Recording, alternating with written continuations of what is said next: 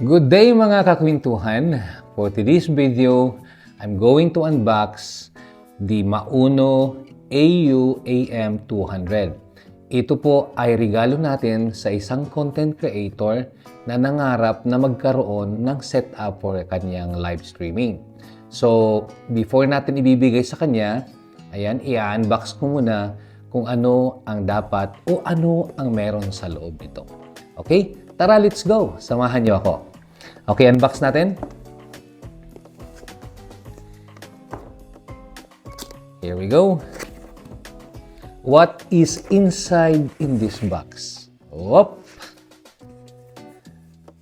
Of course, ito yung kaniyang Mauno manual. So, napaka-importante ito guys. Kaya dito natin makukuha lahat yung information.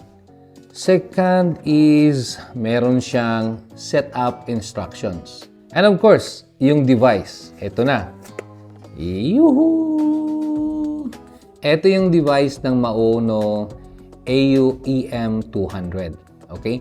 Mamaya, papaliwanag ko sa inyo kung anong meron dito at ano yung mga kulang na kailangan mo dito. Next, ano pa bang meron dito? Oy! Grabe siya! Meron pang binigay si Mauno na free headset. Ang ganda, black. Ang ganda ng headset, guys. Next, meron siyang USB cable. Itong USB cable niya, tingnan natin kung anong meron sa loob. Ayan, ang USB cable niya is, meron siyang USB and USB-C. So, ito, most probably magagamit mo to para sa iyong charging. So, papaliwanag ko mamaya kung paano. Ano pa bang meron? Wow, meron siyang audio cable. So, itong audio cable naman, pwede mo magagamit. Okay? Ayun, dalawa pa. Dalawang audio cable. So, isang audio either from your computer to your sound card or from your mobile phone na gumagamit ng TRRS. So, ito po yung 3.5 jack headphone. So, dalawa po yan. Ano pang meron? Nakasama rito sa box na to. Uy! Ganda naman. Meron siyang condenser microphone. Made by Mauno. Ayan, oh. Ang ganda. Okay, condenser microphone po ito, guys. And, of course, ano pa meron dito? Okay, meron siyang pop mic filter. Ayan, dito po nilalagay ito ha. Hindi po ito nilalagay dyan. Dito po ito nilalagay sa loob. Ayan, nakaganyan po yan. Pero hindi ko na ipapasok. Okay, and we have microphone cable. TRRS, 3.5 jack, and XLR jack. So, etong XLR jack ay dito na inilalagay. Okay? Sa likod ng microphone. So, lahat po yun guys. Yun yung laman ng ating box. So, ayan oh. Wala nang laman, ano? So, dito tayo. So, paano ba? So, ito yung pinaka-main box at gusto kong i-discuss dito. Kasi medyo merong kulang na hindi nakasama sa kanyang package. So, ano bang meron dito? So, meron siyang, ayan, tingnan natin. Meron siyang mic volume. Meron siyang music volume. So, dito mo ina-adjust kapag meron kang music. Meron siyang lahat ng presets. Okay? So, anong meron dito? Effects. Meron siyang mga effects dito. Meron siyang pitch. Ang pitch naman nagagamit, halimbawa, mag-change voice ka. Pwede to. Okay. Meron siyang denoise. So, ibig sabihin, pwedeng tanggalin yung mga music, background, o kung ano man yung maingay. Itong music only, meron siya. Ibig sabihin, mute niya yung music. On and off. Ayan, meron siyang loop back at meron siyang side chain. And meron siya dito guys, oh, na presets ng inyong mga sound effects. But ang available lang dito is 8. So, meron siyang free button na pwede kang mag-record ng 4. So, Doon ka magre-record. Then meron siyang echo slider at meron siyang monitor. So anong ginagamit nito? Paano ginagamit yung monitor nito? Ito yung monitor na to, ito yung maririnig mo sa yung headset. So dito mo siya kinokontrol. Ito namang echo for sure sa microphone to. Kung kailangan mo nang lakasan yung echo. Pero since meron na siyang preset dito na effect, so minsan kadalasan meron silang normal, meron silang mataas ang echo, pero kailangan mo pa rin kontrolin depende sa iyong panlasa. And meron pa pala siya guys ito nakalagay Bluetooth. So ibig sabihin tutunog siya kung halimbawa meron kang isang phone, kunin ko lang isang phone, nasaan ba yung isang phone ko? Ayan. Itong isang phone, pwede mo magiging audio, dito ko kakuha, pero nakakunik siya through Bluetooth. So, napakaganda niya guys kasi hindi mo na kailangan marami pang wire. So, diretso na rito, papuntang Bluetooth, tutunog na to, papuntang live stream. Okay?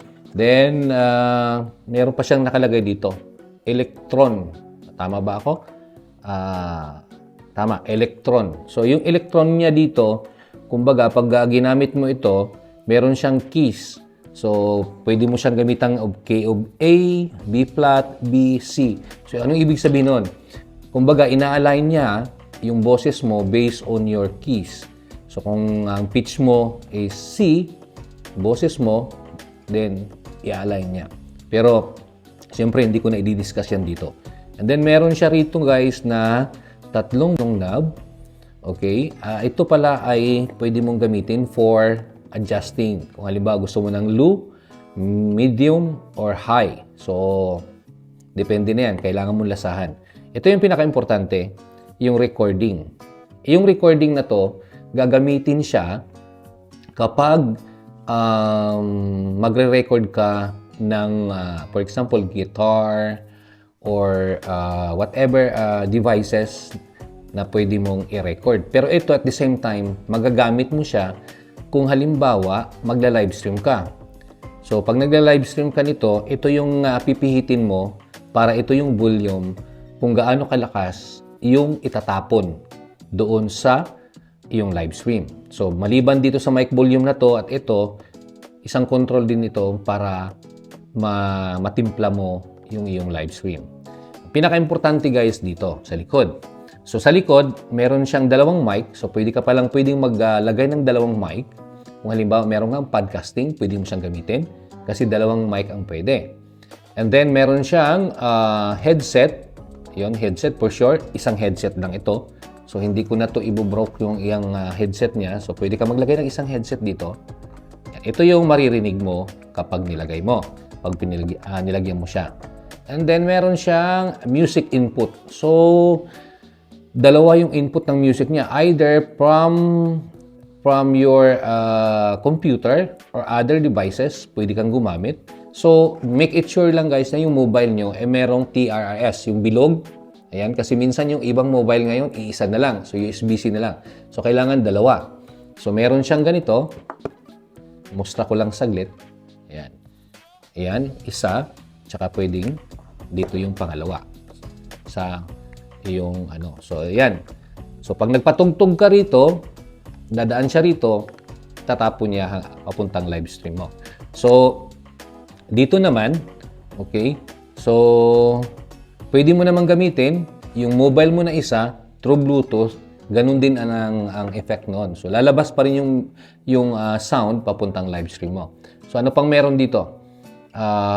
Output. So, pwede kang maglagay dito ng speaker. Kung halimbawa, meron kang mga speaker dyan sa bahay na gusto mong ilalabas siya, gagamitin mo siya, magkakaraoke ka dito, pwede rin. So, ilalabas yung sound doon sa speaker niya.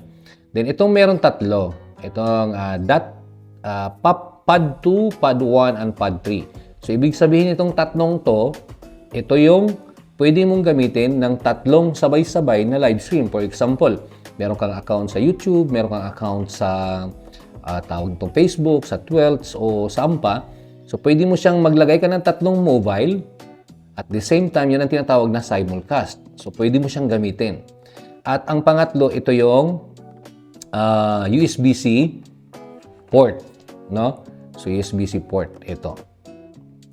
So, anong gamit ng USB-C port? Dalawa ang gamit ng USB-C port. Pwede mong gamitin as charging, okay? At pwede mong gamitin yung phone for live streaming na walang TRRS. So, direct tayo guys. Ibig sabihin, pwede mong gamitin yung mobile mo ng pagganito. So, dito mo siya isasaksak. Ito. Dito mo siya isasaksak. Pagkatapos, dito sa mobile mo na merong USB-C. Etan, USB-C. So, pwede mo siyang gamitin. Pero, ito lang ha. Ito kasing device na to guys, itong device na to, sa pagkakaalam ko, is pwede mo siyang i-charge. Meron siyang battery sa loob na pwede mo siyang i-charge. So, pwede siyang charging port at the same time, pwede siyang gamitin na pang live streaming. Okay? So, ganito. Kung ang mobile mo ay meron lang available na USB-C, walang TRRS, dito ka papasok. Okay? So, pwede siya. Nga nilang, meron siyang battery sa loob, ibig sabihin, limited lang yung iyong live stream based nung capacity ng battery niya. So, kung gusto mo naman na tuloy-tuloy yung iyong live stream, gagamitin mo yung USB-C as power source para mag-continue yung live stream at gagamit ka rito ng TRRS para sa iyong live stream. So, dual use po siya. Okay. Ito ang pinaka-importante. Dito sa ating na-unbox, wala siyang kasamang USB-C to USB-C. So, kailangan mo talagang bumili ng kable ng ganito. Okay? So, ito yon. Ito. So, dapat pareho silang naka-USB-C para magamit mo rito sa iyong device at the same time, pwede mo siyang gamitin sa iyong phone. Okay? So, ito yung hindi kasama. So, dapat bumili ka ng ganito para nang sa ganun, magamit mo to kapag ang phone mo ay iPhone, for example. So, next, dito naman tayo sa kanyang microphone. So, yung kanyang microphone, guys, isa lang ang function nito. Hindi pwedeng nasaan na tayo? Ito. So, kailangan lang talaga dito siya dadaan. So, isa lang kasing sasaksakan niya. Ito. So, hindi siya pwede ng ganitong kable. Doon, dito. Kasi mostly, kasi iba, yung mga high-end na, pwedeng gumamit ng ganitong kable. Okay? Ngayon, dito naman, ito lang talaga yung available sa kanya. So, pag bumili ka, halimbawa, ng mga microphone na mamahalin, na para pwede mo siyang gamitin yung device at the same time, gagamit ka, for example, ng mga Shure microphone.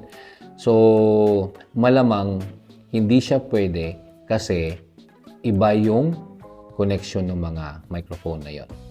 I hope you enjoy at congratulations sa mabibigyan nito. Siya nga pala si Sophia Rotoni. And I hope, Ate Sophia, mag-improve yung kanyang live stream. At alam ko naman, dream na dream mo na magkaroon ng ganito.